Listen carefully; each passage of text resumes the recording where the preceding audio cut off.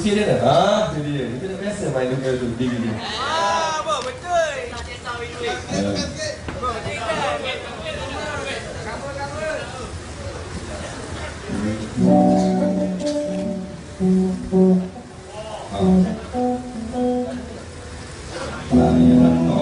Dua minit ke? Masih ada 2 minit ke?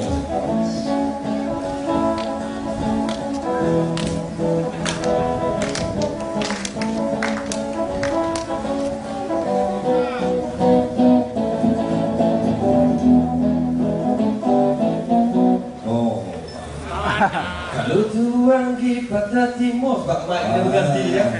Kalau kita bukan mic, senyap kita.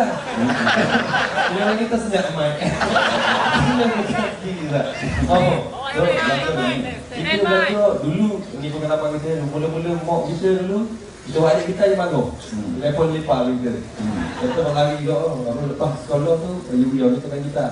Ayah kita beli gitar, kita simpan gitar rumah. Hukum dia, jangan sampai jadi Najib. Kalau kita nak tengok ustaz main tak tegak tak sekali tak? Sekali. Sekali dia. Ustaz. Bakok je. Oh, ustaz ajar. Ajar kok.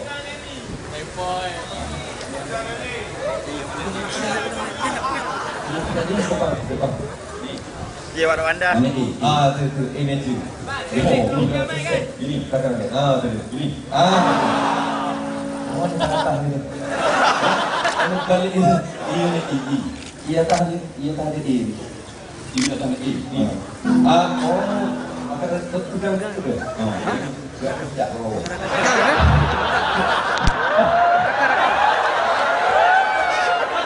Wahai kata. Mana ni? Baca belum kan?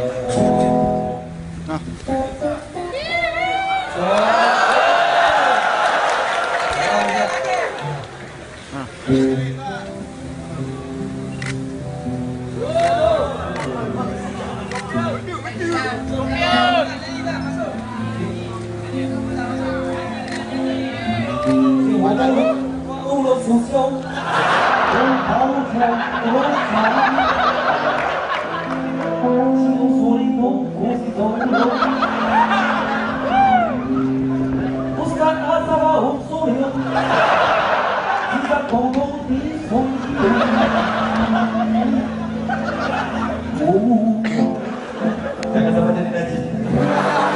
Jangan sampai jadi najis. Yang main bekat apa najis. Boleh tak?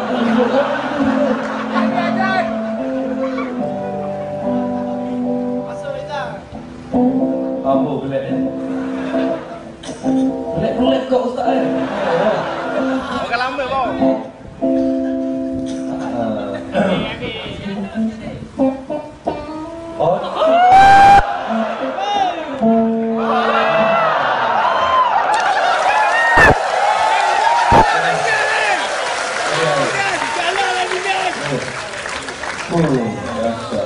Main jangan main dapat jadi najis.